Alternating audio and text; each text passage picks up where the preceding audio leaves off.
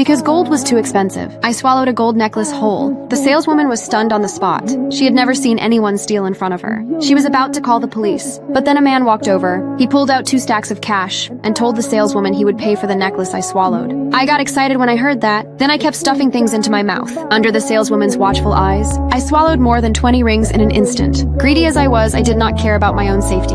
I choked on a necklace more than 2 meters long. I passed out from lack of oxygen right there. Tony saw what happened and took out 2 stacks of cash to make good on his promise. When I woke up again, I found myself in a luxurious villa. Tony then came in. He said the doctors had removed all the gold jewelry from my stomach. He then handed me a dress and invited me to breakfast. Seeing Tony so friendly, I quickly let my guard down. I changed clothes and walked out of the room. Tony's butler walked straight toward me. He led me to the dining area. When I opened the plate, I found a plate of gold inside. Tony gave me 2 choices. The first was to eat the salad on the side, fill my stomach, and then leave. The second was to choose the gold jewelry in front of me and stay here. But if I chose the gold jewelry, I could not eat any food. And if I stuck with it for 1 day, I would receive a plate of gold. I chose the gold without hesitation. But to my surprise, I could not stand the hunger after only 3 days. Under cover of night, I snuck out to look for something to eat. But Tony had already prepared for that. I could not find any food in the entire kitchen. Just then, the butler suddenly appeared behind me. He reminded me not to break Tony's rules. Otherwise, he would take back all the gold I had received. But I was starving at that moment. I begged him for some food.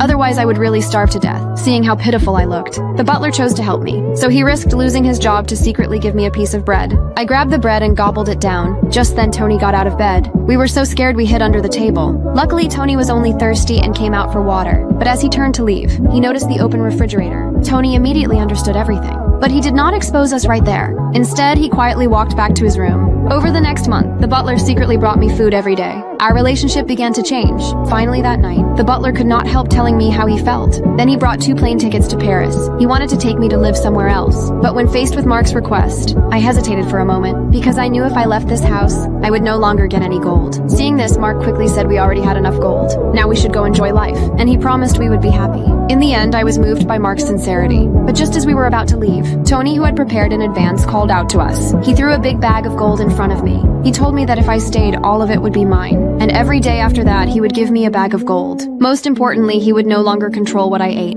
I was tempted when I heard that. But before I could answer, Mark confidently said we already had enough gold. Now we should go live a happy life. Little did he know I could not resist the lure of gold. In the end, between love and gold, I still chose gold. Mark realized he could not take me with him. So he left here heartbroken alone. In the blink of an eye, 40 years passed. I became an old woman with white hair. But my desire for gold remained strong. By then, Tony was already hanging on the wall. I put away the last day's payment and prepared to leave. In these 40 years, I never went out. I never truly enjoyed life. Now, besides a big chest of gold, I have nothing else.